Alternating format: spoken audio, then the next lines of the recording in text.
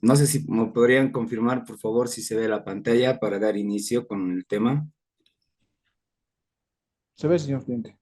Ya, gracias, Julio.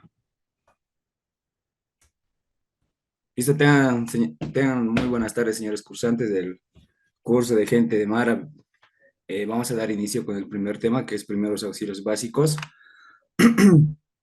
Vamos a empezar por el concepto de primeros auxilios básicos. Se entiende que por primeros auxilios básicos, los cuidados inmediatos, adecuados y provisionales prestados por las personas accidentadas o con enfermedad antes de ser atendidos en un centro asistencial. También podemos decir que los primeros auxilios básicos son las acciones y técnicas, ¿no?, que ayudan inmediatamente a que se brinde a una persona que ha sufrido cualquier tipo de lesiones, ya sean fracturas, esguinces, tal vez hayan sufrido quemaduras, ¿no?, y demás tipos de enfermedades.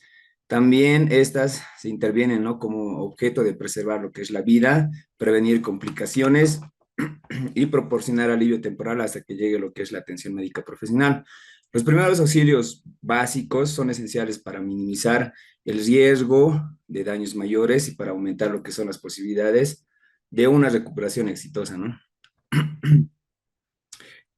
Vamos a tocar algunos puntos claves de lo que es los primeros auxilios.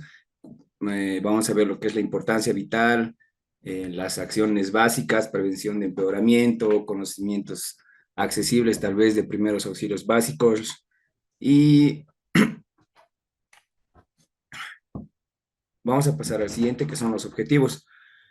Eh, el primer objetivo que tenemos es conservar la vida. Este objetivo se centra más que todo, ¿no?, en tomar medidas inmediatas para mantener con vida a la víctima durante situaciones de emergencia. Esto incluye acciones como la reanimación cardiopulmonar, el más conocido como el RCP, esto para establecer lo que es para restablecer la circulación sanguínea, ¿no? Y el suministro de oxígeno que necesita la sangre. eh, Así como el control también de hemorragias para prevenir lo que son las pérdidas de sangre y algunos posibles consecuencias fatales, ¿no?, que se puedan provocar. Evitar complicaciones físicas y psicológicas. Bueno, en este objetivo se enfoca más que todo en minimizar los riesgos y prevenir el empeoramiento de las lesiones físicas y emocionales. Se trata también de brindar una respuesta rápida y adecuada para inmunizar fracturas y prevenir daños, ¿no? También, así como proporcionar apoyo emocional y tranquilidad para reducir el impacto psicológico que que la persona se encuentra en ese momento, ¿no? Eh, Ayudar la recuperación. El objetivo de esto es ayudar en la recuperación, se refiere a las acciones que nosotros tenemos que tomar para acelerar lo que es la sanación, se podría decir, ¿no? Y el proceso de recuperación de la víctima. Esto implica medidas como la limpieza del lugar afectado, desinfección de heridas. ¿Esto para qué? Para prevenir infecciones, así como el uso también de vendajes, apósitos, para proteger las lesiones y permitir que el cuerpo sane de manera eficiente. Como el inciso D, tenemos asegurar el traslado de los accidentados en un centro asistencial.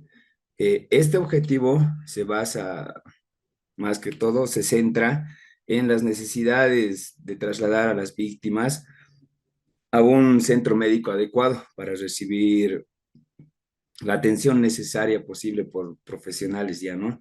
También esto implica estabilizar a la víctima, prepararla para el traslado de manera segura, proporcionando siempre información detallada de todos los servicios de emergencia, ¿no?, para que puedan brindarle el tratamiento adecuado a la persona.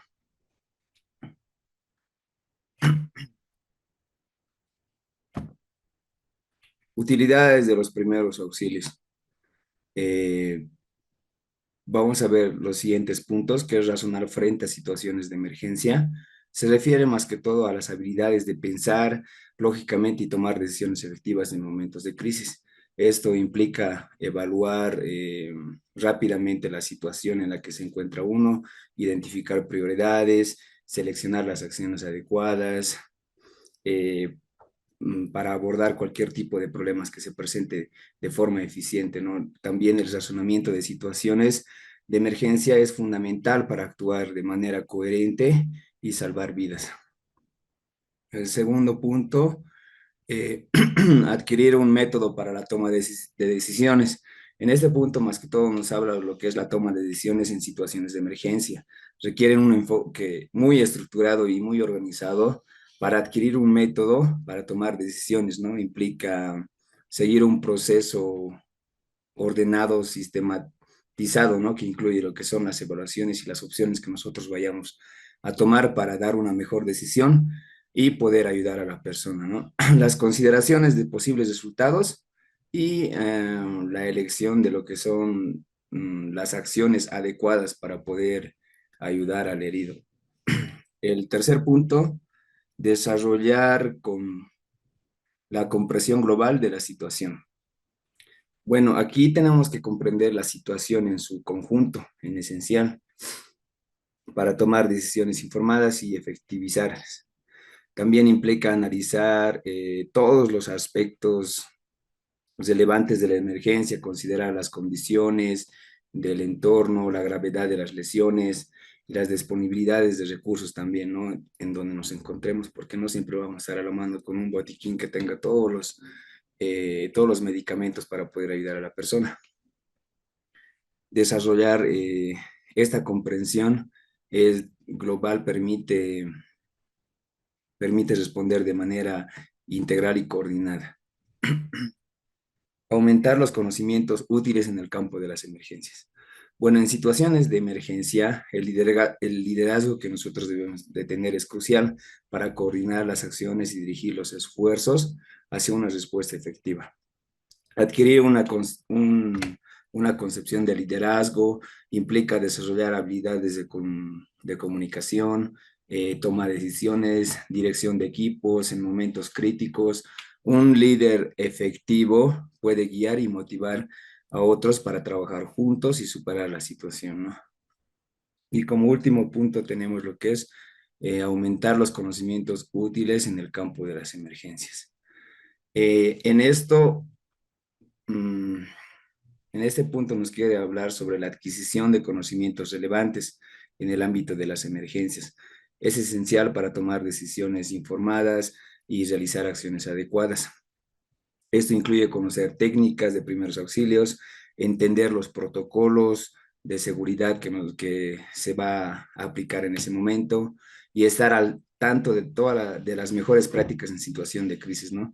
También aumentar conocimientos contribuye a una respuesta más efectiva y más eficiente y de forma segura.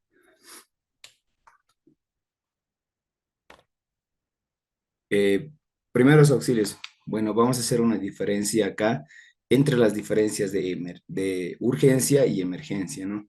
Vamos a hablar sobre una emergencia. Una emergencia se refiere a una situación inesperada, peligrosa y potencialmente grave, que requiere una acción inmediata para prevenir daños mayores. Las emergencias tienden a involucrar un riesgo significativo para la vida, la salud o la propiedad donde se encuentren, ¿no? Y generalmente requiere la asistencia de profesionales médicos al rescate u otro tipo para manejar lo que es la situación de manera segura. Algunos ejemplos de emergencia podemos ver aquí, accidentes automovilísticos, ¿no? Tal vez un choque de vehículos en el que haya heridos graves o personas atrapadas en los vehículos. Aquí podemos ver una serie de ejemplos de emergencia, lo que es la inconsciencia, atragantamiento, heridas graves, hemorragias, fracturas, presión alta, heridos traumáticos, paro cardíaco y quemaduras. La urgencia se refiere a una situación que requiere atención médica o intervención rápida, pero que no es potencialmente mortal, ¿ya? O de gran peligro inmediato. Las urgencias, aunque requieran atención pronta, generalmente permiten un margen de tiempo más amplio para buscar ayuda médica adecuada o ayuda de un profesional. Algunos ejemplos que se pueden mencionar de urgencia son heridas con sangrado moderado, tal vez algunas infecciones urinarias. Como podemos ver en la presentación, personas que tengan dolor muscular, esguinces, desmayos, dislocaciones, fiebres o quemaduras, ¿ya? También podemos mencionar otro tipo de ejemplos, fracturas no expuestas, ya un hueso roto que no rompe la piel, fiebre alta, dolores de garganta y demás, ¿no?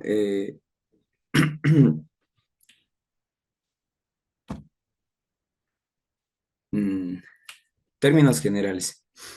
Si no sabe qué hacer, no haga nada.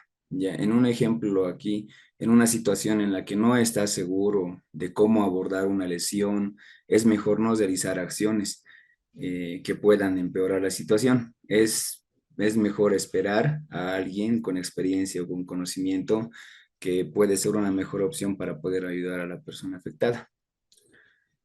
Conserve la tranquilidad para actuar con serenidad y rapidez. Bueno, un ejemplo de esto sería mantener la calma para permitir tomar decisiones más efectivas, ¿no? Ante una emergencia. Una persona tranquila puede actuar con serenidad y evitar reacciones impulsivas. Evite el pánico. Bueno, un ejemplo para esto sería en una situación caótica, el pánico puede dificultar lo que es la toma de decisiones y la respuesta efectiva, ya que se va a tener en ese momento. Es por eso siempre que tenemos que mantener la calma, permitir abordar la situación de manera más controlada posible. No se retire del lado de la víctima. Si está solo, solicite ayuda. Bueno, un ejemplo, si nosotros nos encontramos con una víctima inconsciente, permanecer a su lado, tenemos que estar ahí a su lado y pedir ayuda, ¿no? Lo más pronto posible. Esto es crucial, ¿para qué? Para asegurar de que reciba atención médica lo más antes posible. No se disperse. Bueno, en un accidente o emergencia, mantenerse cerca de la escena o colaborar con otros socorristas o profesionales médicos evita lo que es la desorganización y garantiza una respuesta coordinada.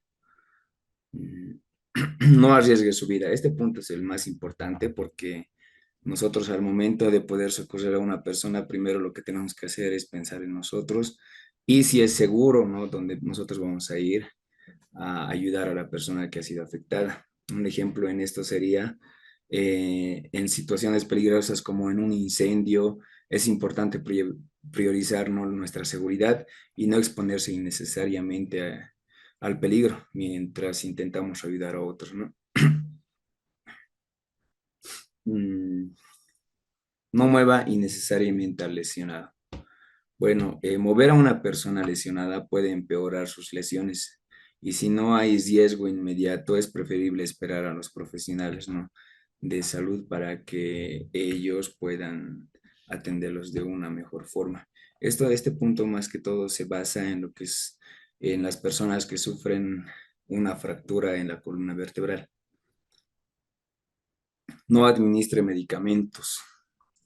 Bueno, dar medicamentos sin conocimiento médico puede tener efectos adversos, ¿no? Esto es mejor esperar a que lleguen profesionales capacitados y que ellos puedan dar lo que son las recetas ya con los profesionales, ¿no?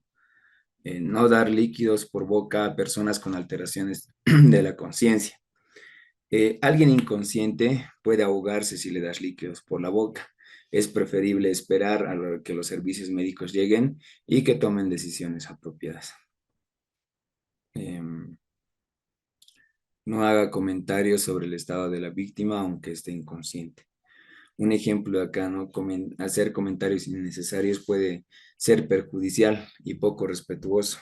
Hablar sobre la condición de la vida solo debe hacerse con los profesionales de salud o profesionales que estén en el área, ¿no?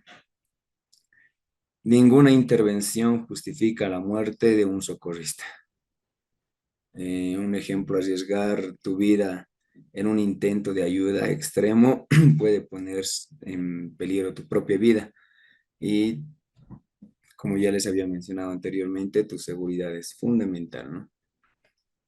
Ninguna intervención justifica la muerte, no luche contra lo imposible.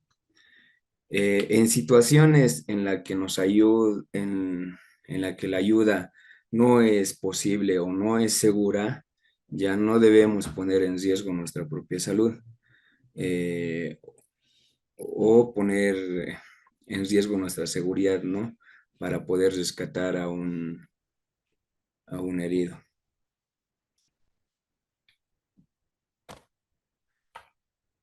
Cadena de los primeros auxilios. Bueno, en la cadena de los primeros auxilios vamos a hablar sobre cuatro puntos muy importantes, lo que es la seguridad del escenario, activación del sistema, primeros auxilios adecuados y traslado adecuado. ¿Ya?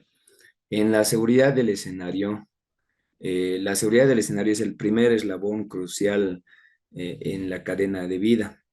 Antes de acercarse a una víctima e intercambiar o brindar ayuda, nosotros debemos asegurarnos de que la víctima esté a salvo, evaluar los riesgos potenciales que pueda presentar, como tal vez fuego, tráfico, sustancias peligrosas o estructuras inestables, ¿no? También tenemos que asegurarnos de un entorno seguro. Esto es fundamental para prevenir más daños y asegurar que tú y la víctima estén fuera de peligro. Algunos ejemplos que se pueda mencionar de esto es que si se encuentra una persona herida en una carretera, tenemos que asegurar de detener el tráfico y alertar a otros conductores para evitar mayores accidentes adicionales antes de acercarse a la víctima. Y también si hay algún tipo de incendio en un edificio y alguien necesita ayuda, verificar que no haya peligro de derrumbe, humos tóxicos antes de ingresar a rescatar a la persona, ¿no? Activación del sistema. Una vez que se haya asegurado la seguridad del escenario, debemos activar el sistema de emergencia, llamando a los servicios médicos profesionales, ¿no? Esta acción es esencial para garantizar que se brinde atención médica calificando lo más rápido posible, proporcionando detalles sobre la situación del accidente. Tenemos que dar todos los detalles posibles, la ubicación, cuántas víctimas hayan sufrido los accidentes, qué tipo de accidente ha sido, dónde ha sido, todos los datos posibles para que los servicios de emergencia puedan prepararse adecuadamente y puedan venir. Algunos ejemplos de esto se puede mencionar si encontramos a una persona inconsciente en en un parque donde ya no haya peligro, se haya evaluado lo que es la seguridad del escenario, lo primero que tenemos que hacer es llamar a un número de emergencias local y describir la situación del accidente, no por decir, hola, soy tal, ha encontrado una persona inconsciente y nos respondan, necesitamos ayuda para que lo que es la Cruz Roja pueda venir de forma inmediata y con todos los equipos necesarios, ¿no? Para poder rescatar a la persona. En casos de accidentes automovilísticos con heridos, tenemos que asegurarnos de llamar igual a los servicios de emergencia y proporcionar lo que es la ubicación exacta del lugar donde haya ocurrido ese accidente, el número de personas heridas, y las descripciones leves que nosotros podamos ver de las lesiones visibles de cada accidentado, ¿no? Vamos a pasar al tercer punto, los primeros auxilios adecuados. El eslabón de primeros auxilios mm, adecuados se refiere a la aplicación de las técnicas y procedimientos básicos para estabilizar y proporcionar ayuda inmediata a la víctima. Esto incluye acciones como el control de la hemorragia, el RCP, la reanimación cardiopulmonar, la maniobra de Helmich, si es que una persona se encuentra atragantada o se haya tapado las vías respiratorias, la inmovilización de fracturas y la atención de distintos tipos de heridas que la persona haya sufrido, ¿no? Estas intervenciones tienen como objetivo lo que es preservar la vida y prevenir empeoramientos, ¿no? Y aliviar el dolor de la víctima. Algunos ejemplos que se puede ver en primeros auxilios adecuados, si alguien haya sufrido haya ido a un restaurante, por decir, a comer solo y se haya atragantado, ya que tiene la dificultad esa persona de respirar, tiene que aplicarse lo que es la maniobra de Helmholtz, ¿no? Esto puede ayudar a desalojar el objeto que obstruye lo que son las vías respiratorias y así poder respirar de forma normal, ¿no? También si una persona se corta profundamente lo que es la mano y está sangrando, tiene que aplicar una presión directa en la herida con un vendaje limpio o tal vez algún apósito para prevenir, para que ya no, para detener el sangrado, ¿no? Y prevenir una pérdida excesiva de sangre. Como cuarto punto tenemos el traslado adecuado. El eslabón del traslado adecuado se refiere a la movilización de la víctima de manera segura y cuidadosa para trasladarla de un lugar a un lugar más seguro, ¿no? O para buscar atención médica profesional. Esto implica mantener la estabilidad de cualquier lesión existente y minimizar cualquier movimiento innecesario que pueda agravar las lesiones, ¿no? Algunos ejemplos podemos mencionar. Si una persona ha sufrido una posible fractura en una pierna después de una caída, podemos ayudarlos inmovilizando la pierna, utilizando tablas o materiales improvisados, ¿no? Antes de mover a la víctima e evitar daños, mayores daños, ¿no? Otro ejemplo sería si alguien está en un lugar peligroso, como en una carretera transitada, ya sea en una autopista, ¿no? Y está inconsciente, pero respira, podemos trasladar a la víctima a un lugar más seguro, mientras siempre tenemos que mantener la cabeza bien cuidada y el cuello alineado en caso de alguna lesión de la columna vertebral, ¿no? Al momento de trasladar a la persona.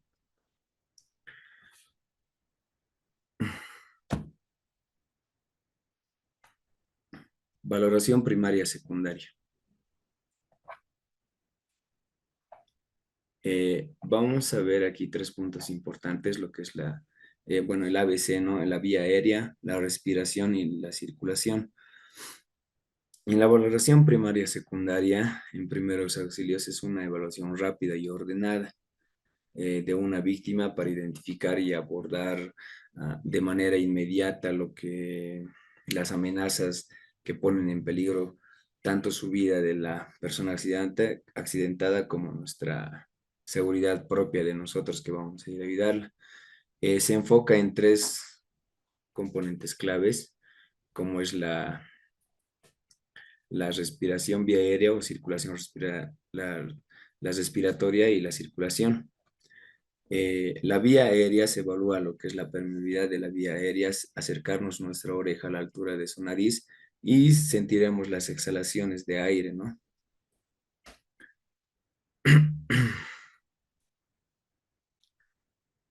Eh, la evaluación de la respiración, cuando nos acerquemos a la oreja y, y a la nariz del paciente se realiza con la mirada en dirección a los pies del mismo. ¿Esto para qué? Para ver a la persona si está respirando, ¿ya? Si está respirando y ver lo que es el tórax, la caja torácica para ver si se levanta. Un ejemplo de esto sería si una persona no está respirando o está teniendo dificultades para respirar después de algún accidente, es una señal de que la persona necesita una intervención inmediata, ¿no? La circulación, la evaluación de la circulación. Eh, Verifica, primero tenemos que verificar si hay signos vitales de circulación, como el pulso, el color de la piel, palpar el pulso del cuello o la muñeca y observar si la piel está pálida o azulada. Un ejemplo de esto se puede mencionar si no puede sentir el pulso en el cuello de la víctima y su piel está pálida. Esto puede indicar de que la circulación se haya detenido la circulación y requiere medidas de reanimación cardiopulmonar, ¿no? La valoración primaria ya se centra en identificar y tratar rápidamente las amenazas para la vida de la víctima. Si en algún momento de la valoración primaria encuentras problemas de la conciencia, la respiración o la circulación, debes tomar medidas inmediatas para abordar esos problemas antes de continuar con la evaluación secundaria y otros pasos de lo que son los primeros auxilios.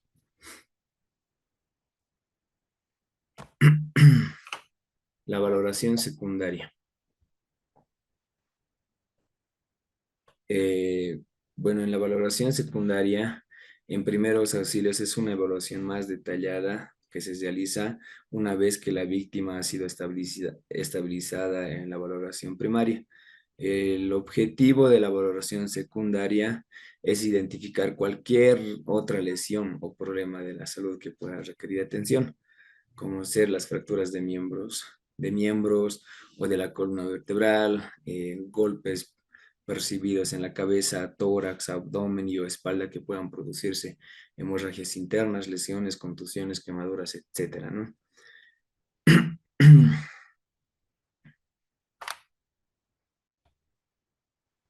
Bueno, algunos eh,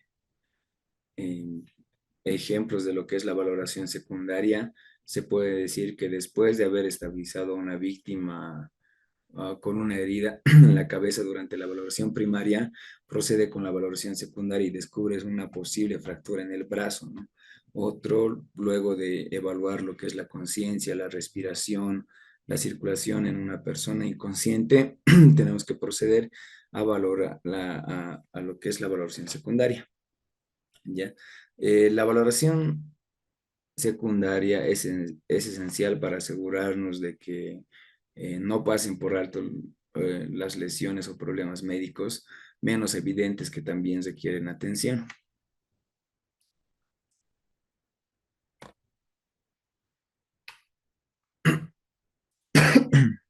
Signos vitales. Los signos vitales son mediciones claves, ¿no?, que indican el funcionamiento básico del cuerpo humano y proporcionan información importante sobre la salud y el estado fisiológico de una persona. Estas mediciones ayudan a evaluar lo que es la estabilidad de una víctima, determinar las necesidades de intervenciones médicas. Los cuatro signos vitales más comunes son la respiración, pulso, presión arterial y temperatura, ¿no? Vamos a ir describiendo cada punto, lo que es la respiración. Es, como podemos ver aquí en la presentación, las respiraciones de 12 a 20 respiraciones por minuto. La frecuencia respiratoria es el número de respiraciones completas por, por un minuto, ¿no? Se, se cuenta observando los movimientos del pecho y el abdomen. La frecuencia respiratoria normal también varía según la edad y las condiciones de las personas, pero en adultos en reposo generalmente oscila entre los 12 a los 20 respiraciones por minuto.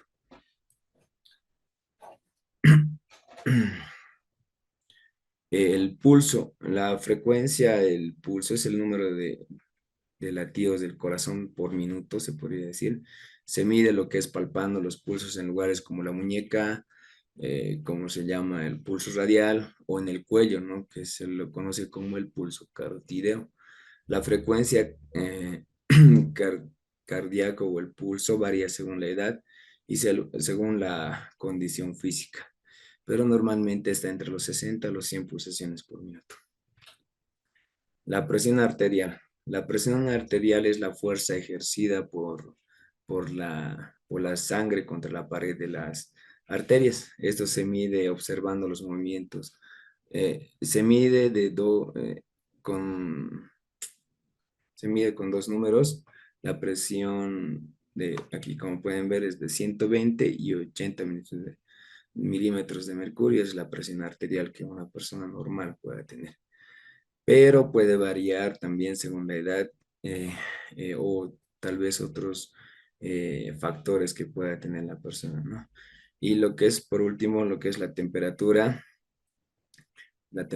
corporal es la medida del calor interno del cuerpo, ¿no? Se mide en grados Celsius o en grados Fahrenheit. La temperatura normal de un cuerpo humano es aproximadamente entre los 36,5 grados a 37,5 grados Celsius. Las variaciones pequeñas pueden ser normales y pueden depender de la hora o del día o la actividad que uno esté realizando. Estas mediciones, ya estas 4 mediciones, proporcionan una instantánea o una forma rápida de saber la salud de una persona, ¿no? Y ayudan también a los profesionales médicos y a los socorristas para tomar decisiones informadas sobre el cuidado y la atención necesaria, ¿no? Y monitorear lo que son los signos vitales en la atención médica y la atención médica que va a tener la persona, ¿no?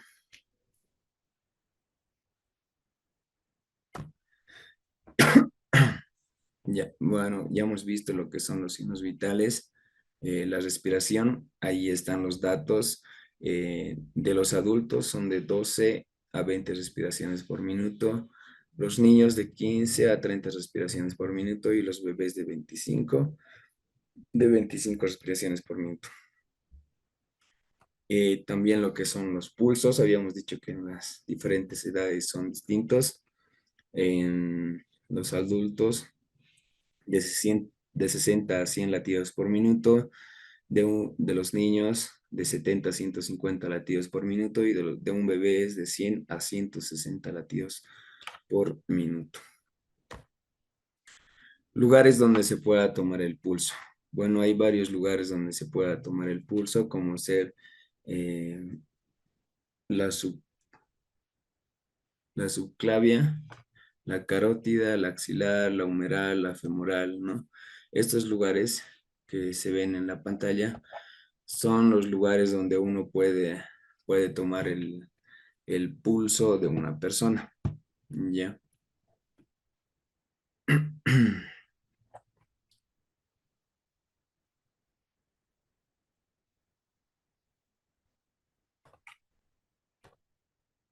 Bueno, vamos a pasar al siguiente tema que es, bueno, vamos a continuar y vamos a hablar sobre las convulsiones.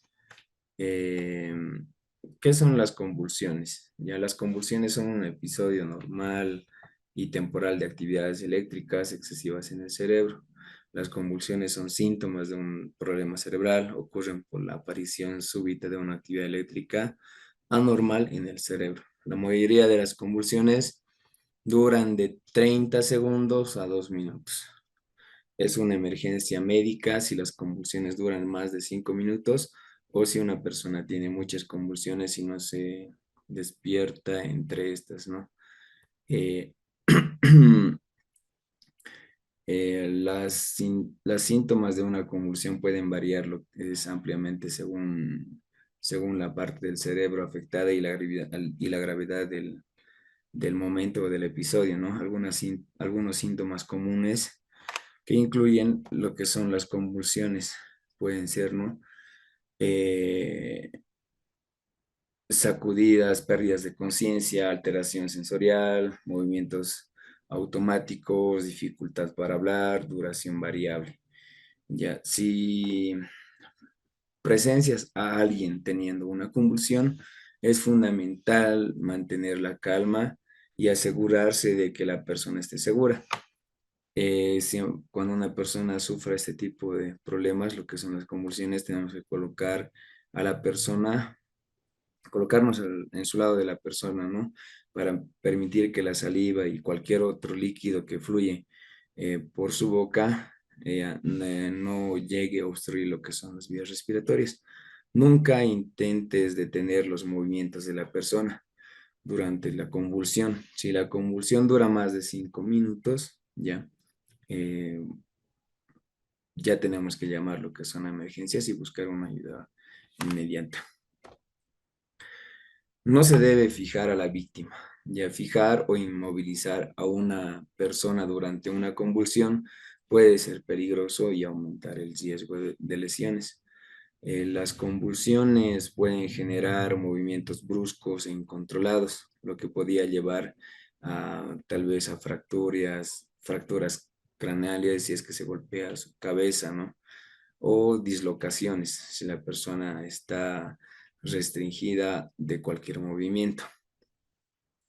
No se debe colocar nada entre los dientes de la víctima durante un ataque, ¿no? Durante una convulsión, los músculos de la mandíbula pueden apretar involuntariamente. Colocar objetos como los dedos entre los dientes puede resultar en lesiones en los dedos o en la boca de la víctima. Además, esto no previene que la víctima se muerda la lengua, ¿no? Ya que la mayoría de las veces la lengua se encuentra en la parte inferior de la boca. No se debe mover a la víctima a menos que esté en peligro o cerca de algo peligroso. Mover a una persona durante una convulsión puede aumentar el riesgo de lesión.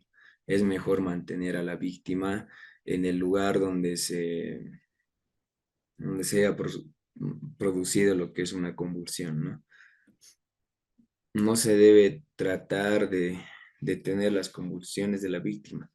La persona no puede controlarse durante un ataque y no se da cuenta de lo que está pasando. Ya, no se debe administrar nada por la vía oral a la víctima hasta que hayan cesado las convulsiones y ésta se encuentre totalmente consciente y alerta. Durante una convulsión, la persona puede tener dificultades para tragar y existe el riesgo de que cualquier líquido o alimento por vía oral sea inhalado y cause aspiración pulmonar. El tratamiento y las acciones sugeridas en la lista son proporcionadas para brindar ayuda durante una convulsión, ¿no? Por ejemplo, el tratamiento, si ocurre en un lugar público, pida a los espectadores que no rodeen a la víctima para evitar que se lesione. Retire cualquier objeto cercano con el que pueda hacerse daño. Aflojar la ropa de la víctima. Colocar un saco, una cobija u otro elemento doblado en la parte posterior de la cabeza. ¿Esto para qué? Para evitar lesiones en la cabeza. Cuando los espasmos han cesado, limpie la espuma de la boca para evitar que sea aspirada por la vía respiratoria.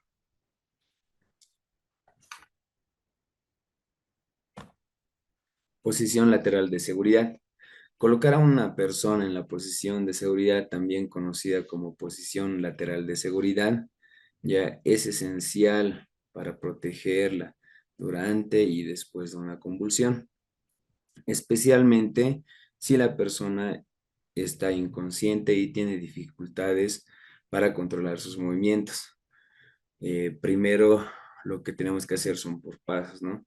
Evaluar la situación antes de mover a una persona, asegurarnos de que esté fuera de peligro o retirar todos los objetos cercanos que se encuentren alrededor de la víctima, ya que estos pueden causar algún tipo de daño, ¿no? Asegurar la vía respiratoria. Si la persona ha terminado de convulsionar y está inconsciente, asegurarnos de que las vías respiratorias estén despejadas y que puedan respirar con facilidad. Colocar, tenemos que colocarnos al lado, a su lado, sentarnos, arrodillarnos al lado de la persona en el suelo. Si hay espacio suficiente, colocar una pierna doblada entre su otra pierna, como se ve aquí en la imagen 2. Y esto, ¿para qué? Para colocar a la persona en la posición lateral segura. Colocar el brazo más cercano hacia nosotros, doblar el brazo de la persona más cercano hacia nosotros en un ángulo más o menos de 90 grados en el codo, ¿no? Y llevar la mano hacia arriba, de manera que la parte posterior de la mano esté contra la mejilla de la persona y el codo quede doblado hacia arriba, ¿no? La posición de seguridad ya ayuda a prevenir lo que es la respiración de fluidos y mantiene las vías aéreas despejadas. Mientras la persona se recupera, es una medida muy importante para garantizar la seguridad y bienestar de la víctima después de una convulsión. Como se puede ver aquí en la imagen, son los 4 pasos para poner a la persona en la posición lateral de seguridad, ¿no? Esto ya lo van a practicar de forma presencial y en la parte práctica que se va a desarrollar en el curso.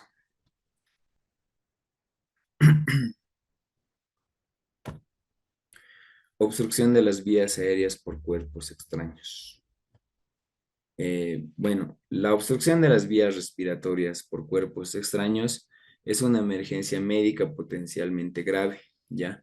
Lo cual un objeto o sustancia que eh, bloquee las vías respiratorias parcial o completamente el flujo de aire hacia los pulmones, ¿no? Esto puede ocurrir en personas de todas las edades, ¿ya? Pero es especialmente preocupante en niños pequeños y en adultos mayores. ¿Por qué? Porque los niños pequeños, cada objeto que ven siempre se colocan en la boca, ¿no? Y es donde ahí puede obstruir ya las vías respiratorias por el objeto que se haya metido.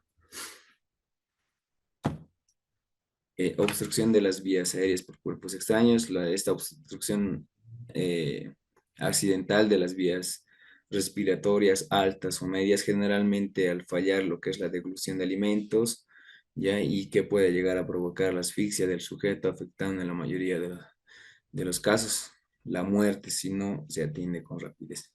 Las causas de la obstrucción de vías aéreas podemos ver que usualmente ocurre cuando se está comiendo o personas ebrias, ancianos con dentaduras postizas, en niños menores de 4 años, ¿no? Que se introducen ya objetos en las vías respiratorias. Eh, el funcionamiento esquemático de la maniobra de Helmich. Cuando una persona esté sufriendo lo que es la asfixia o no puede respirar, se realiza lo que es la maniobra de Helmich, ¿ya? El,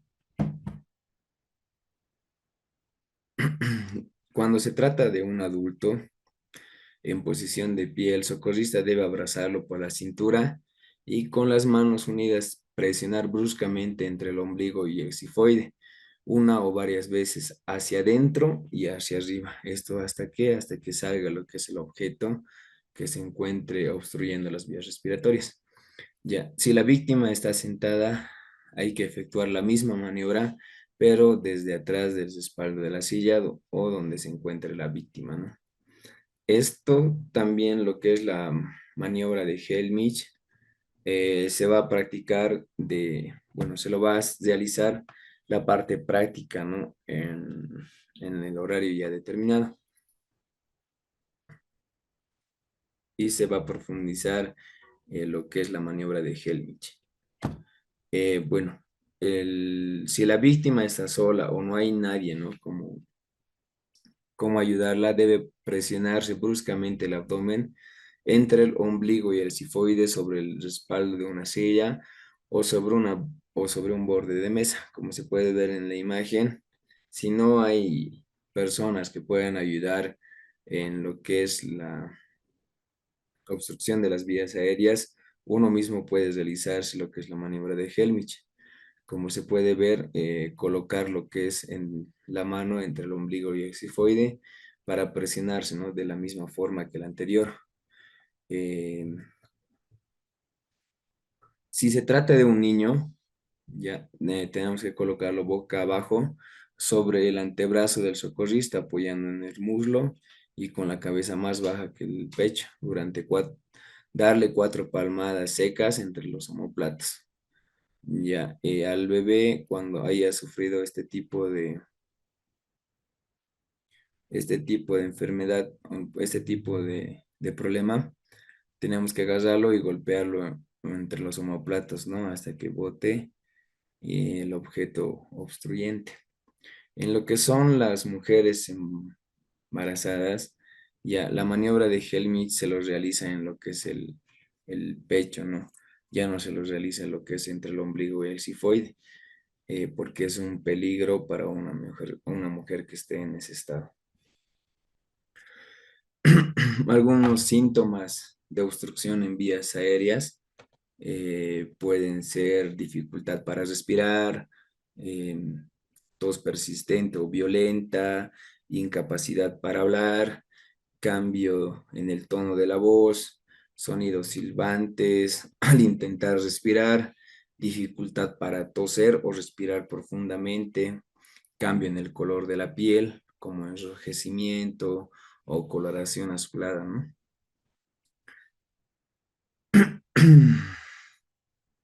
La prevención es clave para evitar la obstrucción de vías aéreas por objetos extraños. Siempre tenemos que mantener a los pequeños, a los niños, ya fuera del alcance de los niños, ¿no? A cualquier objeto que nosotros tengamos en la casa, siempre recogerlos y que los niños no estén al alcance de ellos. Y tener precaución al momento de comer o jugar tal vez con cualquier tipo de objetos pequeños en la boca. Siempre siempre tenemos que mantener la calma en este tipo de situaciones de emergencia y buscar ayuda inmediata, ¿no?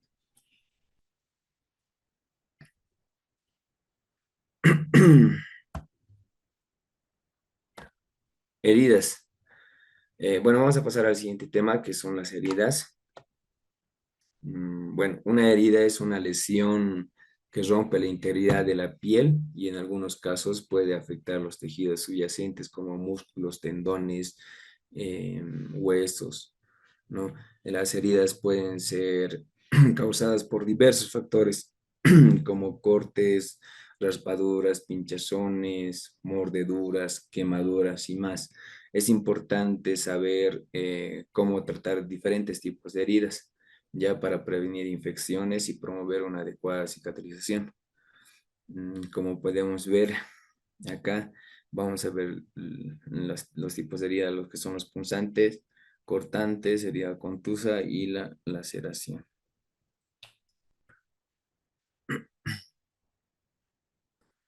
La herida cortante. La herida cortante son lesiones que resultan en la separación o división de los tejidos en la piel, ¿no? A menudo afectan lo que son las capas más profundas, como músculos, tendones y en algunos casos huesos. Estas heridas son causadas por objetos afilados y pueden variar en su gravedad, ¿no? Algunos pasos para manejar heridas cortantes es lavarte la mano con agua y jabón antes de tocar la herida para prevenir la introducción de gérmenes y así evitar lo que es eh, cualquier tipo de mayores lesiones que pueda tener, ¿no?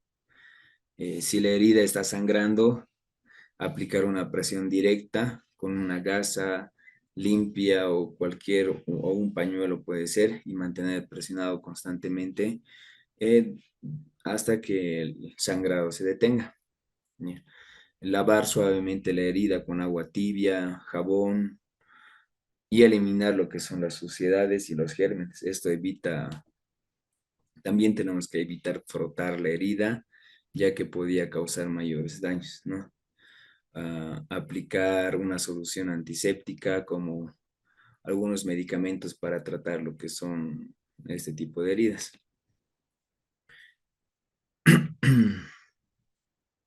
Si la herida es, eh, si la herida es superficial y no es muy grande, puedes usar cintas adhesivas, ¿no?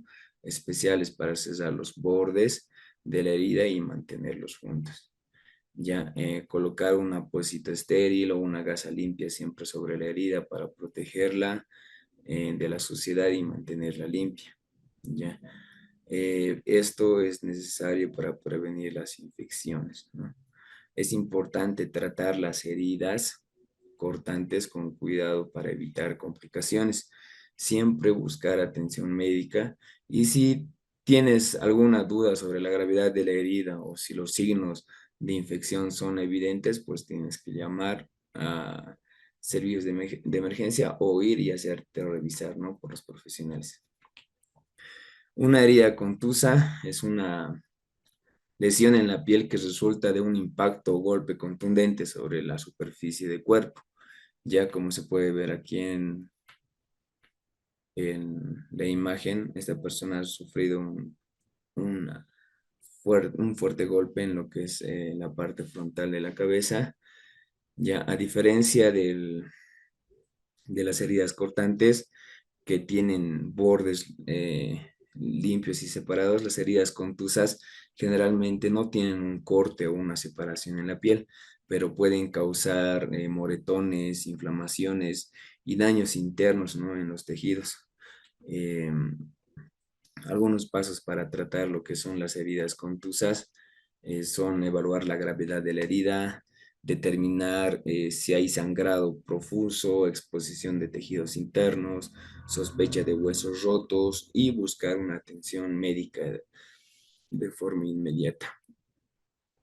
Siempre no lavarse las manos antes de tocar la herida para evitar la introducción de gérmenes o cualquier otro tipo que vaya a futuro a ocasionar lo que es una infección, ¿no? Controlar la inflamación, eh, aplicar frío en el lugar del área afectada durante 15 a 20 minutos, utilizando una bolsa de hielo envuelto en un paño, ¿no? Esto va a ayudar lo que es a reducir cualquier tipo de inflamación y va a aliviar el dolor. Eh, si es posible, mm, elevar el cuerpo afectado por encima del nivel del corazón para reducir el hinchazón, ¿no? Y evitar usar la parte del cuerpo afectada para dar un tiempo para que los tejidos se recuperen. Si es necesario, utilizar un cabestrillo o un soporte, ¿no?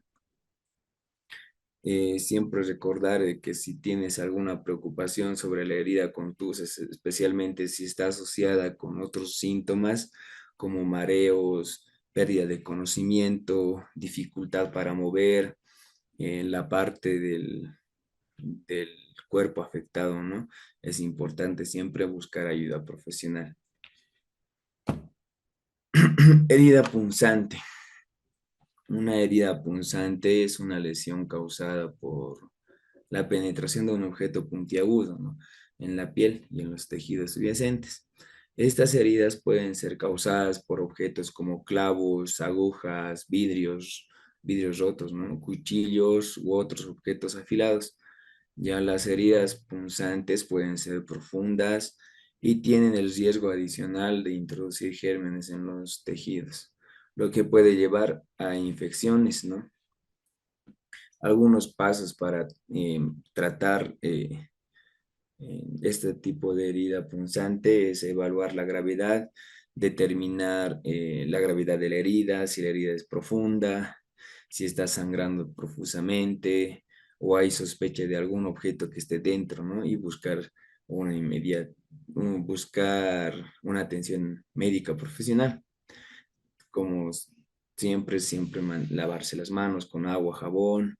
Si la herida está sangrando, aplicar una presión directa sobre la herida con una gasa limpia o un pañuelo limpio, ¿no? Y mantener la presión hasta que se detenga el sangrado. Aplicar tal vez algún medicamento para reducir un riesgo de infección. Si es posible, si hay un objeto atrapado en la herida, no tenemos que intentarlo retirarlos de forma inmediata porque no sabemos si este objeto haya cortado algún tipo de vena importante que está en nuestro cuerpo, ¿no? Es importante tratar las heridas punzantes con cuidado debido al riesgo de infección. Si tienes alguna duda, la gravedad eh, de la herida que hayas visto, si el objeto punzante está incrustado dentro del cuerpo, tenemos que buscar una atención médica para garantizar una adecuada evaluación y el manejo de la herida, ¿no? La herida erosiva, también denominada exudación o abrasión, ocasionada por el roce contra superficies, ¿no? Ásperas como arenas, asfaltos y suelos. Una herida erosiva es una lesión en la piel que implica lo que es la pérdida gradual de tejido superficial debido a diversos factores, como fricción constante, irritación, exposición prolongada o a sustancias irritantes. Estas heridas erosivas no son profundas, pero pueden ser dolorosas y tienden a sanar más lentamente que las lesiones. ¿Ya? Estas heridas pueden ser causadas por rosaduras, tal vez algunas reacciones alérgicas, ¿no? Algunos pasos para tratar este tipo de heridas, ya como siempre, lavarse las manos con agua jabón antes de tocar la herida, limpiar suavemente la herida con agua tibia y jabón, ¿no? Para evitar lo que es frotar el- el lugar afectado. Eh, Puede ser útil aplicar algún tipo de ungüento antibiótico, ¿no? ¿Para qué? Para que la herida sane de forma rápida. El manejo adecuado de las heridas erosivas implica mantener la herida limpia, protegida y libre de irritantes. Si, si vemos que la herida o los síntomas empeoran, ya tienes que buscar ayuda inmediata para que los profesionales determinen qué tipo de, de heridas o infección se produjo, ¿no?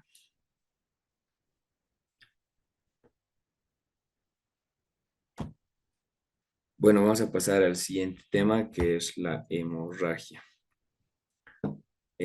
La hemorragia se refiere a una pérdida de, de sangre ya del sistema circulatorio, ya sea internamente dentro del cuerpo o externamente a través de una herida. Las hemorragias pueden variar en gravedad desde leves hasta potencialmente mortales, dependiendo de la cantidad de sangre, pérdida y la velocidad en la que esto ocurre. Es importante ya saber cómo reconocer y manejar diferentes tipos de hemorragia. Vamos a ver los siguientes tipos que son la capilar, la venosa y la arterial. Ya la arterial tiene una salida intermitente de sangre, la venosa salida continua y la capilar es poca cantidad. Eh, una hemorragia capilar es una pérdida de sangre que ocurre debido a la ruptura de los pequeños vasos sanguíneos que nosotros tenemos.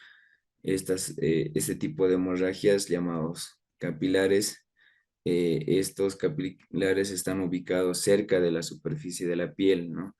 Y son los vasos sanguíneos más pequeños y frágiles en el sistema circulatorio. Las hemorragias capilares pueden ser causadas por raspaduras, arañazos, cortes superficiales o lesiones menores. Aunque generalmente no son graves, es importante tratarlas correctamente. Esto para prevenir infecciones y promover la cicatrización adecuada. Algunos pasos para tratar la hemorragia capilar es el lavado de manos antes de tocar cualquier tipo de heridas y o tratar la hemorragia, ¿no? Utilizar un pañuelo limpio o una gasa o una tela similar para aplicar en una presión en el lugar afectado. Eh, si la hemorragia capilar está en una extremidad, ya esa extremidad tenemos que elevar por encima del nivel del corazón. Esto puede ayudar a reducir el flujo sanguíneo hacia la zona y detener el sangrado. Eh, las hemorragias capilares generalmente son menores y pueden tratarse en casa. Sin embargo, si la hemorragia no se detiene o la herida muestra signos de infección, tienen que buscar una atención médica profesional. Es fundamental mantener la herida y limpiar y seguir los pasos adecuados para prevenir complicaciones. La hemorragia venosa, como podemos ver, tiene una salida continua. Es un fenómeno que ocurre cuando se produce una pérdida de sangre, ¿no? Proveniente de venas dañadas o rotas. Las venas son vasos sanguíneos que transportan la sangre desde los tejidos del cuerpo, dan la vuelta al corazón, aunque las hemorragias venosas suelen ser menos intensas que las arteriales, ya debido a la presión que ésta tiene, aún pueden requerir una atención adecuada, ¿no? Y ser motivo de preocupación. Eh, Algunas características de la hemorragia venosa son que las hemorragias arteriales son debido a la naturaleza de las venas y sus características particulares que ésta tiene. ¿no? Tal vez el flujo constante, el color de sangre, la presión sanguínea, la coagulación, ¿no? Las causas de la hemorragia venosas pueden ser causadas por varias circunstancias, como traumatismos, heridas cortantes o punzantes, o tal vez cualquier otro tipo de procedimientos médicos, ¿no? El manejo de las hemorragias venosas eh, es esencial para prevenir complicaciones y promover una recuperación exitosa. ¿Qué es lo que debemos hacer?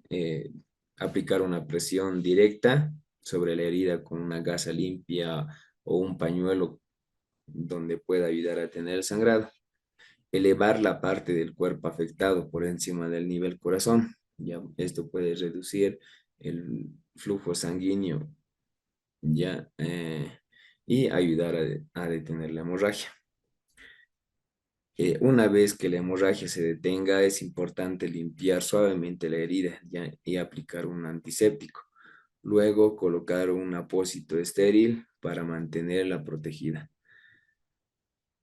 Si la hemorragia es grave y es persistente o muestra signos de infección, es fundamental buscar atención médica para una evaluación y tratamiento adecuado.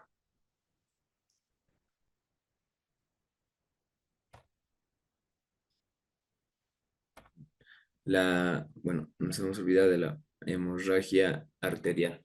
La hemorragia arterial es un evento que involucra la pérdida de sangre de una arteria dañada o rota.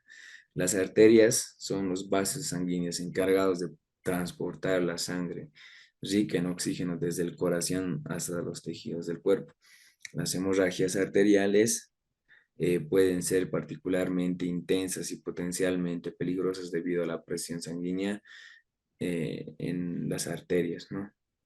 Algunas características que pueden presentar ese tipo de hemorragias arterial es el flujo vigoroso, la sangre que proviene de una hemorragia arterial tiende a salir con fuerza y chorros intermitentes, ¿no? Debido a la alta presión sanguínea en las arterias.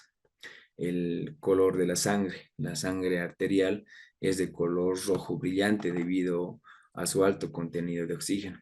La intensidad del sangrado debido a la presión sanguínea o elevada, a la presión sanguínea elevada, las hemorragias arteriales pueden ser más intensas y difíciles de controlar que otras formas de hemorragia, ¿no? Las causas de las hemorragias arteriales pueden ser los traumatismos, heridas cortantes o penetrantes, lesiones graves, y el manejo de este tipo de hemorragias es la presión directa, elevación del lugar afectado o- y buscar una ayuda profesional, ¿no? Para poder tratar la hemorragia. Control de la hemorragia. Para controlar la hemorragia tenemos que seguir los siguientes pasos. Aplicar una presión directa sobre una herida. La elevación, siempre si la hemorragia esté en una de las extremidades, colocar por encima del nivel del corazón, la presión directa sobre la arteria y por último, el último de los recursos es el torniquete. Control de la hemorragia nasal. Eh, Es una de las hemorragias más comunes y habituales, ¿no? Y esto es alarmante, ya que en ocasiones puede llegar a ser grave. El tratamiento de una hemorragia nasal es mantener sentado o de pie al paciente, ya, si no presenta un shock. Tranquilizar a pesar de la magnitud del cuadro, colocar hielo sobre la nariz y la frente, controlar la tensión arterial. Como podemos ver en la imagen, el control de la hemorragia nasal es hacerla sentar a la persona e inclinarse levemente hacia adelante, ¿no? Y con los dedos, los dos dedos tapar las fosas nasales con los dos dedos. La hemorragia interna eh, son aquellas que se manifiestan desde simples moretones hasta los casos graves de gran pérdida. y acumulación de sangre en áreas internas del cuerpo que causan shock. No se visualiza pérdidas sanguíneas. Los signos y síntomas de una hemorragia interna pueden ser inquietud y ansiedad, pulso rápido y débil, piel sudorosa, palidez y cianosis, sed, náuseas y vómitos. Bueno, el torniquete, les había mencionado que el torniquete se aplica en últimas instancias para lo que es prevenir la hemorragia. Se aplica en los miembros, ¿no? Siempre hay que tener en cuenta la hora exacta en que se comenzó a utilizar el torniquete. Eh, bueno, señores cursantes, vamos a quedar acá, vamos a tener un descanso de 20 minutos, de 15 minutos, en 15 minutos volvemos y retomamos la clase, por favor. Gracias.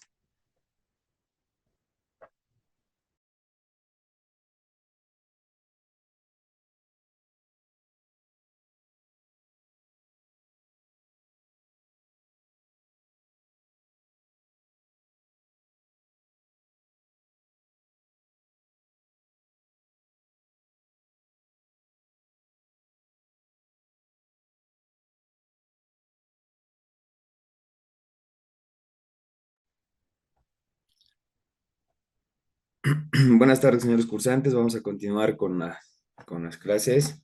Vamos a hablar sobre las quemaduras, ¿ya? ¿Qué son las quemaduras? Las quemaduras son lesiones en la piel y los tejidos causados por la exposición a temperaturas extremadamente altas, tal vez por algunos productos químicos, radiación, electricidad o fricción. Eh,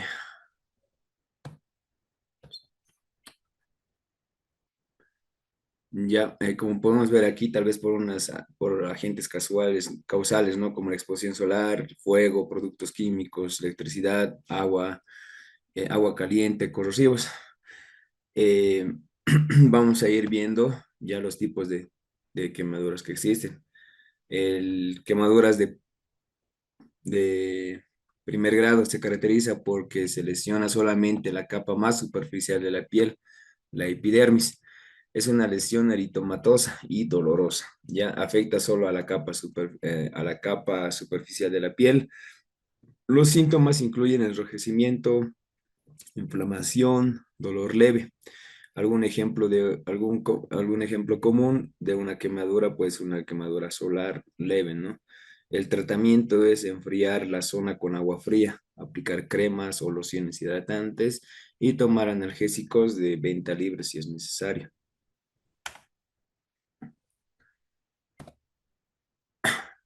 Quemaduras de segundo grado. Las quemaduras de segundo grado afectan a la epidermis y las capas más superficiales de la dermis. La característica principal es la formación de ampollas o fríctenas y dolor intenso, ¿ya? Se dividen en dos subtipos, las superficiales y las profundas. Las quemaduras de segundo grado superficiales pueden afectar lo que son la epidermis y parte de la dermis. Los síntomas que pueden presentar son los enrojecimientos, eh, in- dolor intenso, ampollas. Algunos ejemplos que podemos mencionar son las quemaduras causantes por líquidos calientes. El tratamiento que se debe de seguir para este tipo de quemaduras es enfriar con agua, bueno, enfriar el lugar, aplicar ungüentos, antibióticos y cubrir con algún apósito estéril, ¿no? Las quemaduras de segundo grado profundas, ya, es según el grado profundo que haya sufrido este tipo de quemaduras. Afecta lo que es la epidermis y la dermis en mayor profundidad. Los síntomas pueden ser una piel roja o blanca, ampollas, dolor intenso.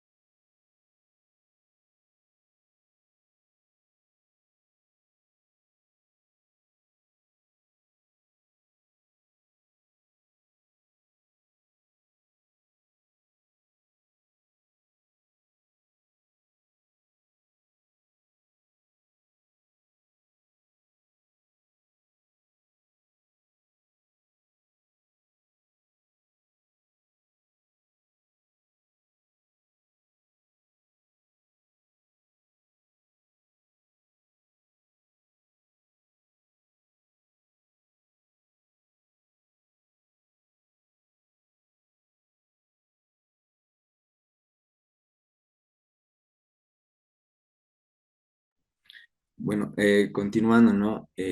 Las quemaduras de segundo grado profundas ya afectan lo que es la epidermis, la piel, la epidermis, la dermis con mayor profundidad. Algunos síntomas que pueden presentar este tipo de quemaduras son la piel roja o blanca, ampollas y un dolor intenso, ¿no?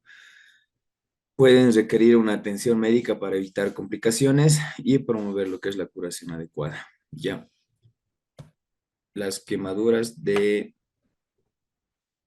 tercer grado. Las quemaduras de tercer grado se extienden hasta la capa grasa que se ubica bajo la dermis. Es posible que la piel aparezca tensa, blanca, cerosa, tostada o similar al cuero. Estos tipos de quemaduras suelen requerir injertos de piel para cesar la herida. Ya. Las quemaduras de tercer grado afectan todas las capas de la piel, incluyendo los tejidos subyacentes, ¿no? También pueden causar daños en los nervios o músculos y huesos.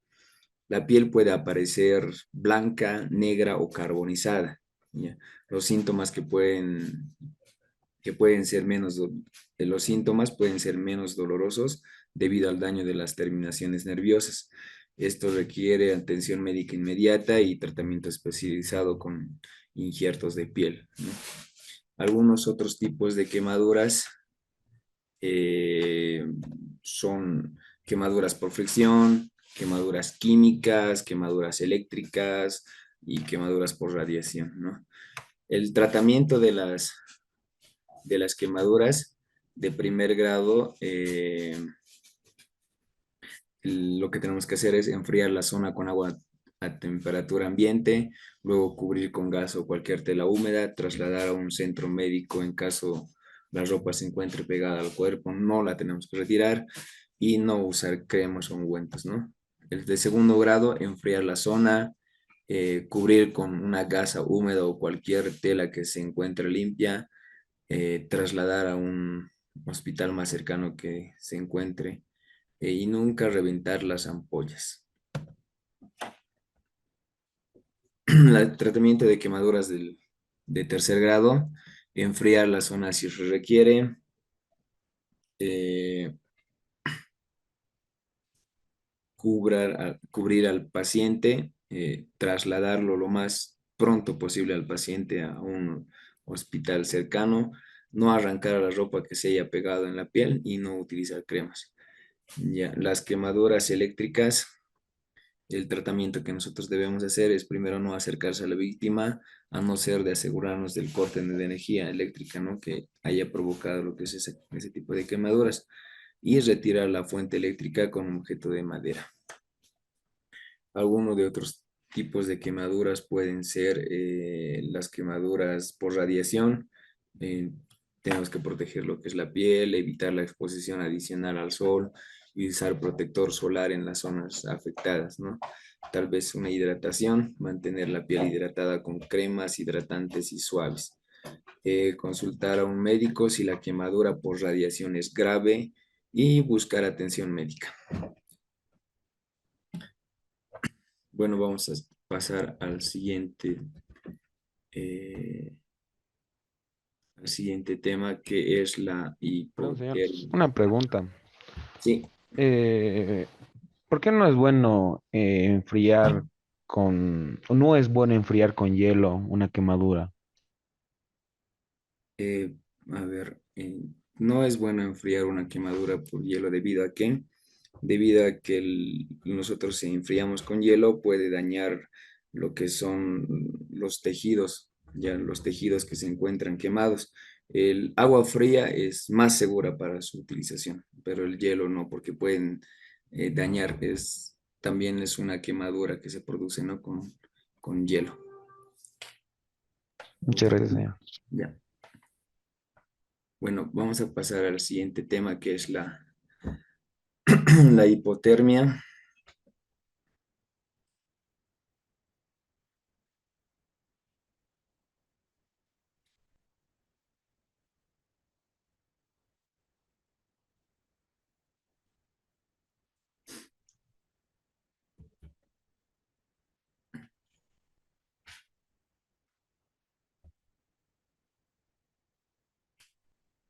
Ya. La hipotermia. La hipotermia es una condición médica que se produce cuando la temperatura corporal de una persona desciende por debajo de lo normal.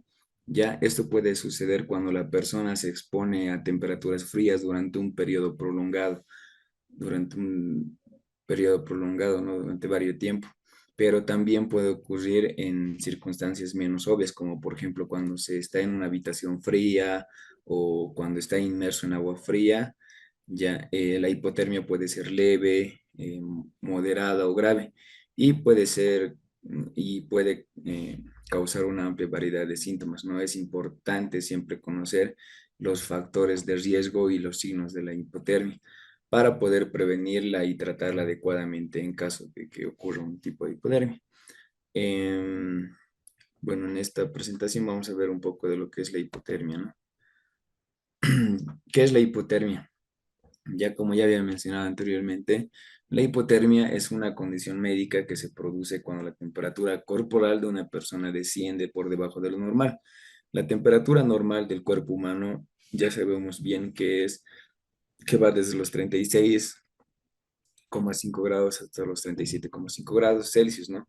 Pero en condiciones de hipotermia la temperatura puede caer hasta los 35 grados Celsius o menos, ¿ya? La hipotermia también puede ocurrir cuando el cuerpo pierde calor más rápido de lo que el cuerpo genera. También puede ocurrir en algunas situaciones menos obvias, ¿no? Como ya había mencionado anteriormente, en una habitación fría o si estás inmerso en alguna agua fría durante un tiempo prolongado. La hipotermia, vamos a ir viendo los tipos de hipotermia y las causalidades de la hipotermia que puede presentar una persona cuando sufre este tipo de causas. Bueno, las causas principales de la hipotermia, ya la exposición prolongada a temperaturas frías. Las causas principales de la hipotermia son la exposición prolongada a temperaturas frías, la humedad, viento y la falta de ropa adecuada para protegerse del frío. La hipotermia también puede ocurrir en ambientes interiores, como ya habíamos mencionado anteriormente. eh, Especialmente si la persona está expuesta a temperaturas bajas durante un periodo prolongado de tiempo, como en el caso de personas mayores o enfermas, ¿no? Que viven en casas sin calefacción adecuadas. Esto estamos hablando de lugares donde hace un frío, donde el frío es extremadamente bajo, ¿no? Estamos hablando de los 5 grados, 10 grados Celsius. Otras causas de la hipotermia pueden incluir ciertos medicamentos como lo que se usan para tratar la ansiedad, la depresión o la presión arterial alta, que pueden afectar lo que es la capacidad del cuerpo para regular su temperatura. Las enfermedades que afectan la tiroides, la hipófisis y otros tipos de organismos también pueden ser factores de riesgo para la hipotermia, ya que pueden afectar la capacidad del cuerpo para regular su temperatura, ¿no? Eh, Bueno, finalmente la hipotermia también puede ser causado por lesiones traumáticas como lesiones de la médula espinal o una lesión cerebral que pueden afectar lo que es la capacidad del cuerpo para regular su temperatura. Tipos de hipotermia. Ya. Vamos a ir viendo los tipos de hipotermia, la hipotermia leve, hipotermia moderada, hipotermia grave. La hipotermia leve se encuentra desde los 33 hasta los 35 grados Celsius. Una hipotermia moderada vamos a estar hablando desde los 30 hasta los 33 grados Celsius. O la hipotermia grave desde los 30 grados hacia abajo, ¿no? ¿Qué es lo que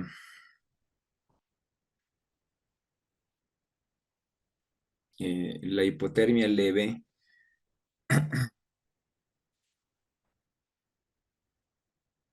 Ya vamos a hablar sobre la hipotermia leve.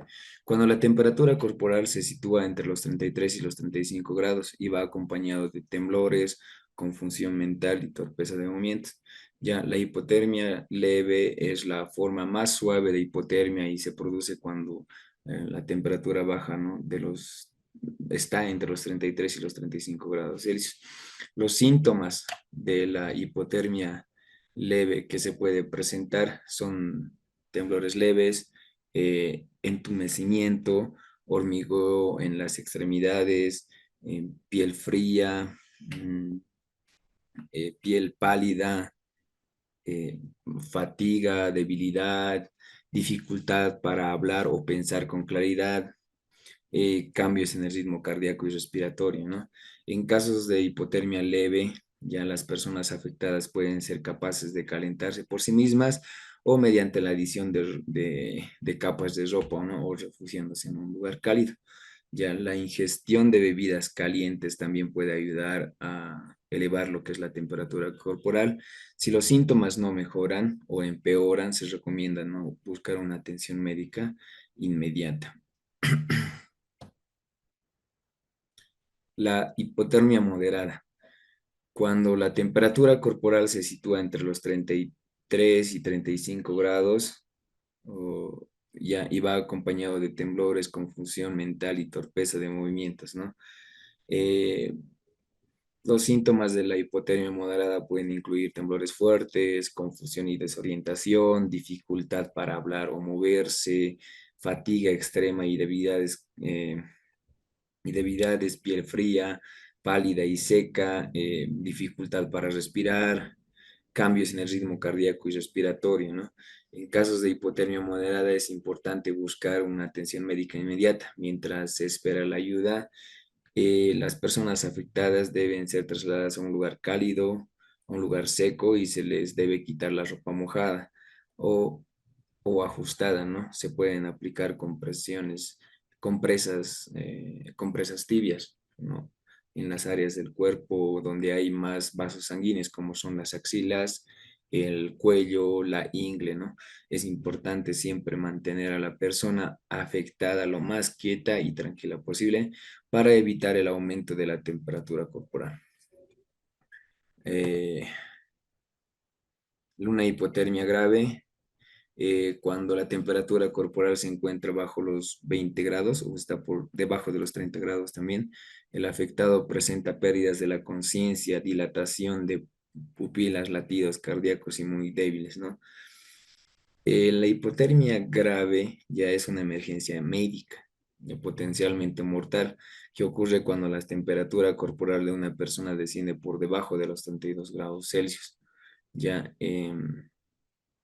los síntomas de la hipotermia grave pueden incluir temblores violentos seguidos, rigidez muscular, confusión extrema, respiración superficial y lenta, ritmo cardíaco lento, piel fría, enrojecimiento en la piel y las etapas finales de una hipotermia grave, ¿no? En caso de hipotermia grave es importante buscar una atención médica inmediata y llamar a servicios de emergencia, ¿no? Mientras se espera lo que es un servicio de emergencia, a una persona afectada se debe trasladar a un lugar cálido y seco. Se debe quitar lo que es la ropa mojada, se debe quitar la ropa apretada y se debe cubrir con mantas secas, ¿no? Es importante tratar de mantener la cabeza y el cuello y el torso de la persona afectada elevados para evitar lo que es la pérdida de calor adicional. La reanimación cardiopulmonar puede ser necesaria si la persona afectada pierde la conciencia o deja de respirar. Ya, algunos síntomas de lo que son de la hipotermia, ya les había mencionado, no son dificultades mm, en poder hablar, temblores fuertes, confusión, dificultad para hablar, fatiga, piel, piel fría, pálida y seca, ¿no? Eh, los síntomas de la hipotermia en adultos, ya podemos ver los temblores y fatigas, confusión, mareos, pérdidas de memoria, dificultad para hablar. En los bebés, la sintomología es igual. Es piel muy roja y fría, muy poca energía, no come, temperatura rectal de los bebés es de los 85 grados Fahrenheit, ¿no? Bueno, el tratamiento de la hipotermia. Eh, Apartar al sujeto de la exposición del frío, quitar prendas húmedas y sustituirlas por secas, abrigar con mantas secas, aproximar a víctimas no muy cerca, no muy cerca, ¿no? de la fuente de calor. Si está consciente, administrar bebidas calientes y no azucaradas. No tenemos que darle el alcohol. Mantenerlo en estado de vigilia, pero no en movimientos fatigosos. Controlar constantemente lo que son los signos vitales, trasladar a un centro sanitario. Mm. Bueno, en conclusión podemos decir que la hipotermia es una condición peligrosa en la cual la temperatura corporal desciende de los niveles normales que pueden provocar daño cerebral y en casos graves puede ser potencialmente mortal, ¿no?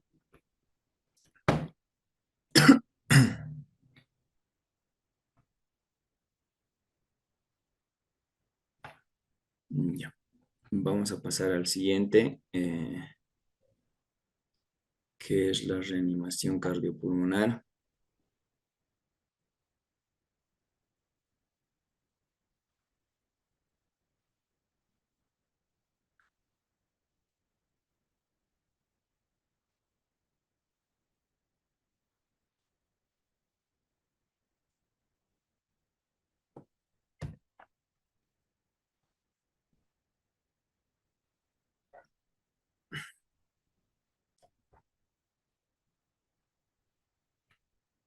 Ya. Eh, ¿Qué es bueno, la reanimación cardiopulmonar más conocida memotécnicamente como el RCP, la reanimación cardiopulmonar? Ya, es un procedimiento de emergencias que se utiliza cuando una persona sufre una parada cardíaca respiratoria, una parada cardíaca o una parada respiratoria, ¿ya?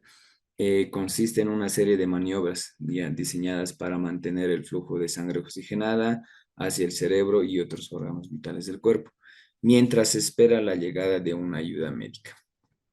La RSP implica lo que es la realización de compresiones torácicas y ventilaciones de rescate para mantener la circulación sanguínea y el oxígeno del cuerpo.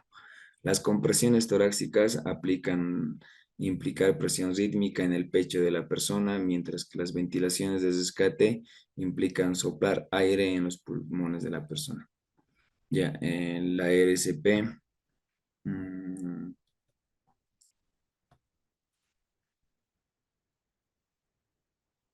ya, ¿qué es la RSP y cuál es la importancia? Ya habíamos hablado, la RSP es es un procedimiento de emergencia que se utiliza cuando la persona sufre un tipo de parada cardíaca o un tipo de parada respiratoria, ¿no? La RCP se necesita realizar cuando una persona ya experimenta una parada cardíaca, ¿no? O una parada respiratoria.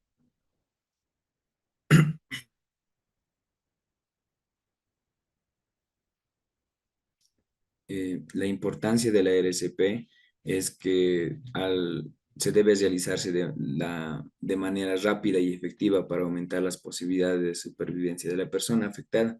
Es importante también tener en cuenta que la RCP no es un sustituto de tratamiento médico adecuado y solo se utiliza como una medida de emergencia mientras se espera lo que es la llegada de la ayuda médica que estamos esperando, ¿no? La RCP puede realizarse por cualquier persona que haya sido capacitada adecuadamente en cómo hacerlo, ya, incluyendo personal médico, profesionales de salud, socorristas y la población en general puede hacer este tipo de procedimientos que haya sido capacitado, ¿no? Es importante estar preparado y capacitado en lo que es la reanimación cardiopulmonar, ya que esto puede salvar vidas en situaciones de emergencia.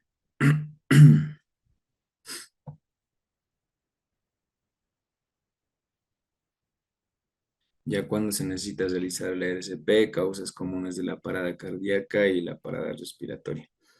Las causas de una parada cardíaca ya pueden incluir enfermedades cardíacas, ya lesiones en el pecho, electrocución, ahogamiento y asfixia. Y las causas de una parada respiratoria pueden incluir lo que son asma, lesiones traumáticos en el cuello o en el pecho y obstrucciones respiratorias. Los síntomas de una parada cardíaca o una parada respiratoria pueden incluir la pérdida de conciencia, la falta de respuesta a estímulos, la falta de respiración y la ausencia de pulso. Si se sospecha una parada cardíaca o una parada respiratoria, es importante buscar una atención médica inmediata y comenzar la reanimación cardiopulmonar, ¿ya? Es importante siempre tener en cuenta que la RCP no es adecuada para todas las situaciones de emergencias médicas. Si la persona está respirando y tiene pulso, la RCP no debe realizarse, ya que es perjudicial. En estos casos es importante buscar atención médica inmediata y seguir todas las instrucciones del profesional médico, ¿no? Las causas más comunes de una parada cardíaca eh, pueden ser enfermedades cardíacas, como es una de las causas más comunes. Una enfermedad cardíaca es una de las enfermedades más comunes que se presentan en una persona. Ya, estas enfermedades cardíacas pueden incluir lo que es la cardiopatía isquémica, las enfermedades también de las arterias coronarias y las arrítmicas cardíacas, ¿no? O las lesiones en el pecho, como las que se producen en un accidente automovilístico o una caída desde una altura que puede causar una parada cardíaca o respiratoria.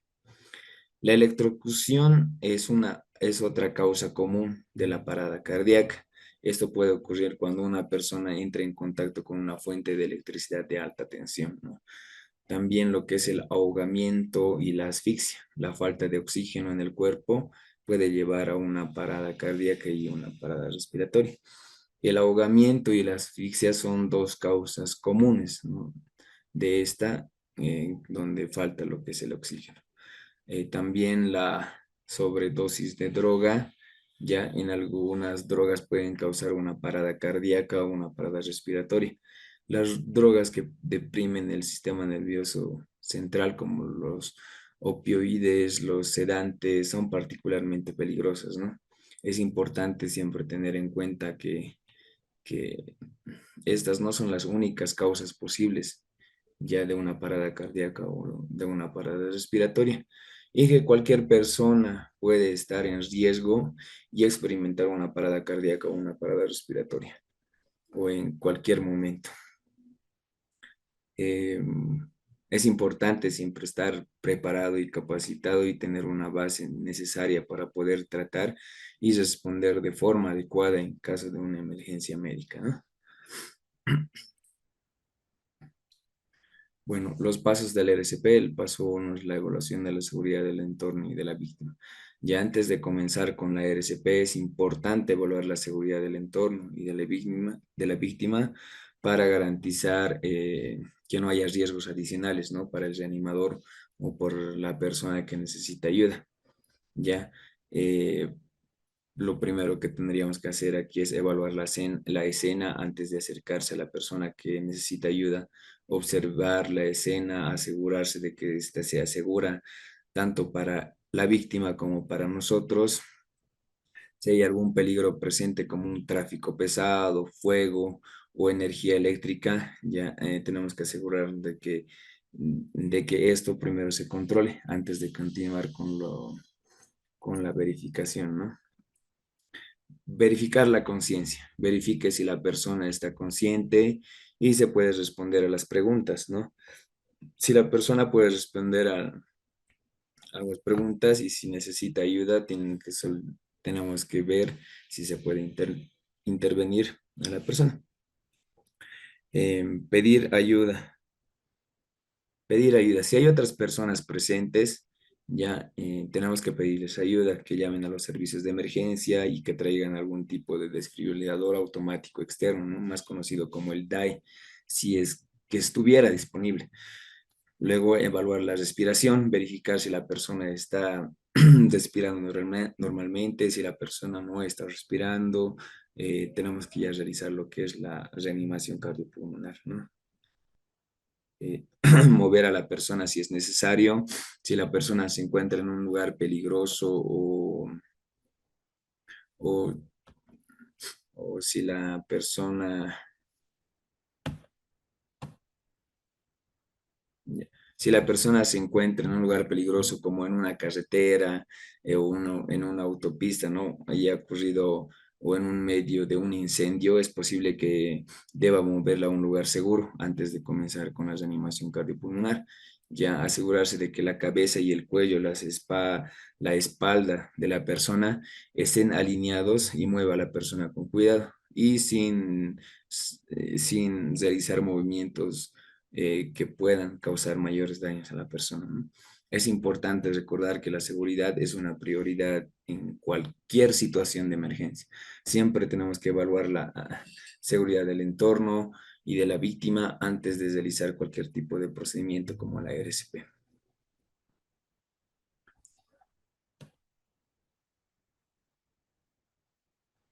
Llamar al servicio de emergencia y obtener ayuda adicional. Bueno, el paso 2, una vez que ya hemos visto que la persona ya se encuentra en un lugar estable y donde pueda ser atendido, es llamar al servicio de emergencia y obtener una ayuda adicional, ¿no? Paso 3, evaluación de la conciencia de la víctima. Ya, bueno, en este paso, la víctima es el en la evaluación de la víctima, de la conciencia de la víctima, es el primer paso en la evaluación de las necesidades para realizar el RCP. eh, para evaluar lo que es la conciencia de la víctima, tenemos que seguir algunos pasos, ¿no? Primero, acercarnos a la víctima, ¿no? Acercarnos a la víctima y hablarle, preguntarle si la víctima responde, verificar la respuesta, ¿no?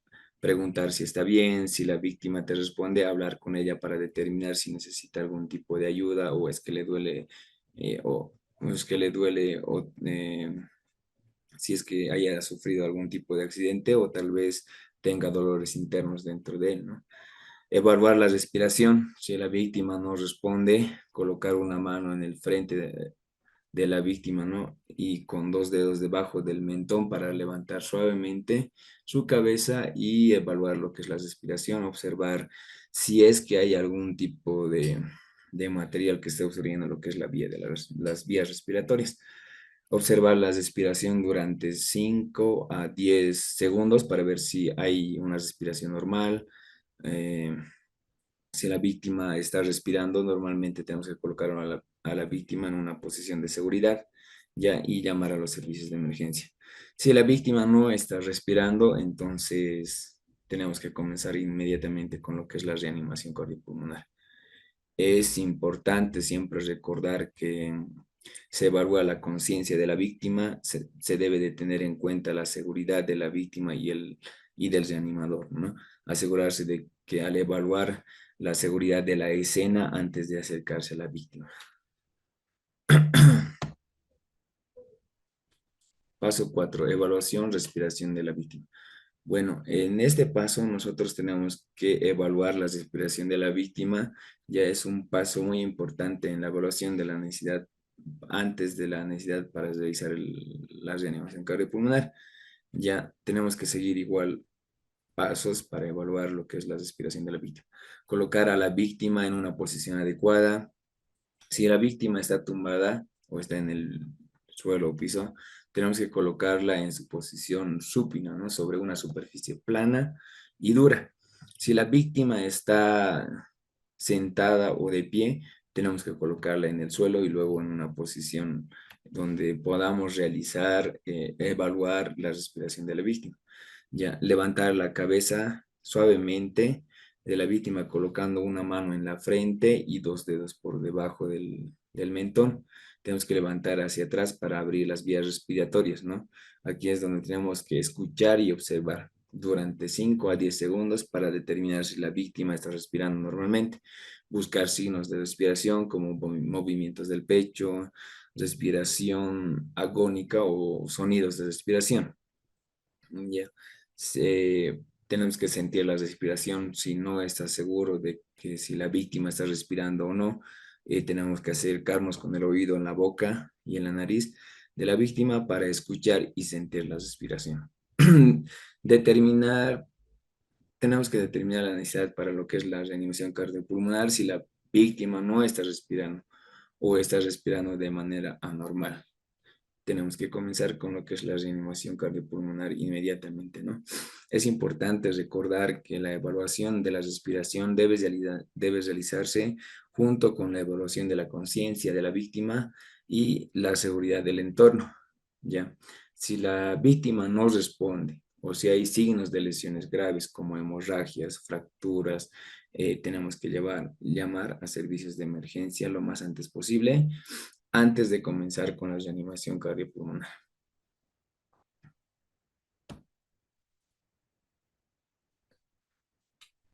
Paso 5, iniciar la RCP con presiones torácicas.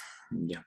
Después de evaluar lo que es la conciencia de la víctima y la respiración, si la víctima no está respirando normalmente o no está respirando en absoluto, ya es necesario comenzar con la reanimación cardiopulmonar. Los pasos de la reanimación cardiopulmonar son, vamos a detallarlo a continuación, ¿ya? Tenemos que colocar a la víctima en una posición adecuada. Si la víctima está en el suelo, tenemos que colocarlo sobre una superficie dura y plana. Y si la víctima está en una cama o en una superficie blanda, tenemos que moverlo a una superficie dura y plana, ¿no? Antes de realizar o comenzar con la reanimación cardiopulmonar. Tenemos que arrodillarnos al lado de la víctima, colocar el talón de la mano en el centro del pecho de la víctima las dos tetillas, ¿ya? Entrelazar los dedos de ambas manos y presionar hacia abajo con fuerza y ritmo constante, comprimiendo el pecho de la víctima por al menos unos 5 centímetros, ¿no? De profundidad, y tenemos que asegurarnos de mantener los brazos rectos y los codos bloqueados mientras realizan lo que son las compresiones torácicas. Es realizar compresiones torácicas continuas con una velocidad de al menos de 100 a 120 compresiones por minuto, ¿no? Eh, lo que equivale más o menos a 2 compresiones por segundo, ¿ya? Es también lo que es las respiraciones de rescate, si sabe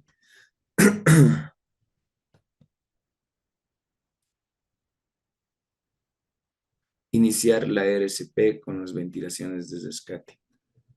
Ya. Las respiraciones de rescate, si sabe cómo hacerlo, ya, y si se siente cómodo para hacer lo que son las respiraciones, las ventilaciones de rescate, lo podemos hacer, ya. ¿Cómo se lo realiza? Puede alternar las compresiones torácicas, las compresiones con respiraciones de rescate, ya sea boca a boca o por algún otro tipo, ¿no? Que pueda ayudar lo que son las respiraciones. Una, en una proporción de 30 compresiones por 2 respiraciones y continuar con lo que es la reanimación cardiopulmonar hasta que llegue la ayuda, ¿no? Esto de lo que son las ventilaciones de rescate, después de lo que es del COVID, ya no se lo hace debido a lo que es preservar la salud misma del rescatista, ¿no? O del que le va a ayudar. Ya es importante siempre recordar que la reanimación cardiopulmonar debe realizarse con cuidado y atención en las técnicas adecuadas para evitar lesiones adicionales en las víctimas, ¿no? También, además, siempre se debe considerar la seguridad del entorno y de la víctima mientras se realiza.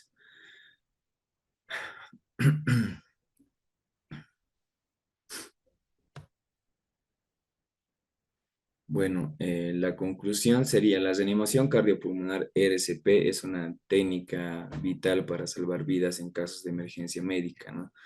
La RCP es un procedimiento que se utiliza para restablecer la circulación sanguínea y la respiración de personas que hayan sufrido una parada cardíaca o una parada respiratoria. Bueno, señores cursantes, el día de hoy vamos a quedar hasta acá. Mañana nos vemos a la misma hora, a la hora que está programada. Ya el que está encargado de las clases les va a ir comunicando. Ya ahí también creo que se les va a dejar un trabajo para que ustedes puedan hacerlo. Julio, ¿estás ahí? Sí, sí, no te entiendo.